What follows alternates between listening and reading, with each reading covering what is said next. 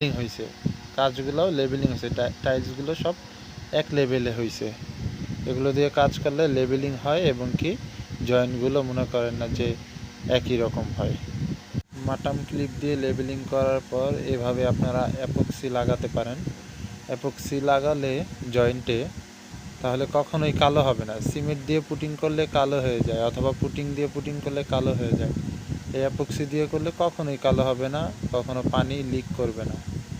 Epoxy দিয়ে putting করলে জয়েন্টগুলো খুব সুন্দর দেখা যায়, খুবই ভালো হয়, কখনো পানি এটা লিক করে না। আর পুটিংয়ে দিয়ে করলে পানি লিক করে, কালো হয়ে যায়। অ্যাপক্সি দিয়ে পুটিং করার পরে একদিন পরে এই পুটিংগুলো এইভাবে কাটতে হয়, কাটলে খুবই সুন্দর দেখা যায় পুটিংগুলো, কখনো পানি লিক করবে না এই পুটিং করলে। সিমেন্ট বালু দিয়ে করলে পুটিংগুলো কালো হয়ে যায়, এগুলো কখনোই কালো হবে না।